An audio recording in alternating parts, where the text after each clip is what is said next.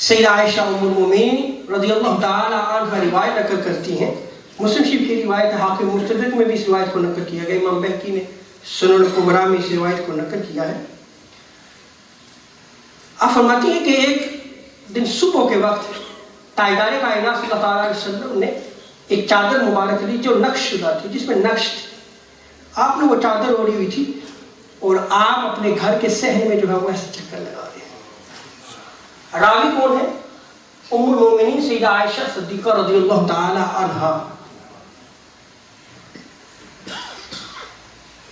فرماتی ہیں کہ میں نے دیکھا کہ اتنی دیر میں حسن اور حسین آئے تو تاجدار کائنات صلی اللہ علیہ وسلم نے امام حسن اور امام حسین کو اپنی چادر میں چھپا لیا۔ ثم جاءت فاطمہ، پھر سیدہ کائنات آئی، آپ نے ان کو بھی اپنی چادر میں لے لیا۔ فَأَدْخَلَهَا ثُمَّ جَاءَ عَلِيٌّ، پھر مولا علی آئے، فَأَدْخَلَهُ، ان کو بھی اس چادر میں جو ہے وہ داخل کر لیا۔ پھر تاجدار انبیاء صلی اللہ علیہ وسلم نے یہ آیت کریمہ تلاوت فرمائی، انما یرید اللہ لیذھب عنکم الرجس اہل البیت ویطہرکم تطہیرا۔ اب بڑی ہی قابل غور بات ہے، اس آیت کریمہ میں رب تعالیٰ نے کیا ارشاد فرمایا؟ رب تعالیٰ ارشاد فرماتا ہے کہ اللہ یہی چاہتا ہے، اے رسول کریم، اللہ یہی چاہتا ہے کہ اہل بیت سے ہر قسم کے گناہ کے میل کو دور کر دیں۔ اب یہاں پہ چونکہ اہل بیت کا ذکر ہوا نا، اہل البیت، اہل البیت قرآن کی آیت ہے، اس قرآن کی آیت کی تفسیر سید اعظم صلی اللہ تعالی علیہ وسلم نے اپنے عمل مبارک سے کی۔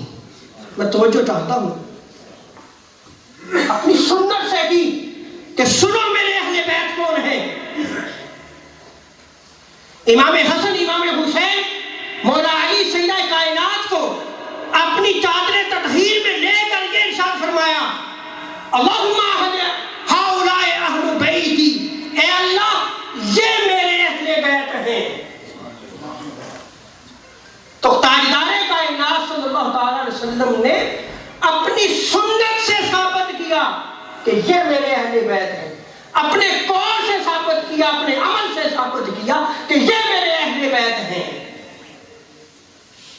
اور پھر تاجدار کائنات صلی اللہ علیہ وسلم نے دلیل کے طور پر، دیکھیں عمل مبارک یہ تھا کہ چادر میں لیا، چادر میں لے کر دلیل کے طور پہ قرآن کی آیت پیش کی ہے تاجدار انبیاء صلی اللہ علیہ وسلم کہ یہ میرے اہل بیت ہیں۔ امام حسین کہ یہ نسبت بھی عظیم تر ہے کہ آپ اہل بیت کا ایک فرد ہیں۔ اور پھر اسی آیت کریمہ پہ ذرا غور کریں تو رب تعالیٰ نے کیا ارشاد فرمایا ہے؟ صرف گناہ کو دور نہیں کیا اہل بیت سے، صرف گناہ کو دور نہیں کیا، گناہ کا ایک میل بھی ہوتا ہے، ایک گندگی بھی ہوتی ہے۔ رب تعالیٰ نے اہل بیت سے اس میل کو بھی دور کر دیا ہے۔ میں توجہ چاہتا ہوں، یہ قرآن میں رب تعالیٰ نے ارشاد فرمایا کہ گناہ کے میل کو بھی دور کر دیا ہے۔ تو ان اہل بیت کی محبت اس دل میں نہیں ہو سکتی جس دل میں گناہ کا میل ہو، یا گناہ ہو، یا برائی ہو، یا گند ہو۔ وہ اہل بیت سے محبت نہیں کر سکتا، اس کے دل میں اہل بیت کی محبت نہیں آ سکتی، اس لیے کہ اس کے دل میں گند ہے، برائی ہے، گناہ ہے، میل ہے۔ اہل بیت سے اس سے دور ہو۔ اور پھر دیکھیں اسی آیت کریمہ میں رب تعالیٰ نے کیا ارشاد فرمایا؟ وَيُطَهِّرُكُمْ تَطْهِيرًا، یعنی اہل بیت کی طہارت و پاکیزگی کو سپر ڈگری دے دی۔ خالی پاک اور صاف نہیں فرمایا، بلکہ کیا فرمایا؟ یطہرکم تطہیرا، سپر ڈگری، بالکل پاک اور صاف کر دیا، سو اہل بیت کی محبت اسی کو ملے گی جس کا دل بھی پاک اور صاف ہوگا۔ اب یہاں پہ ایک عقیدہ بھی سمجھ لیں، کوئی سوال کر سکتا ہے اور اس کا جواب میں بھی دے دیتا ہوں کہ حضور کی ازواج کے حوالے سے آپ کا کیا خیال ہے؟ تو ہم اہل سنت ہیں۔ ہم کیا ہے؟ اہل سنت ہیں۔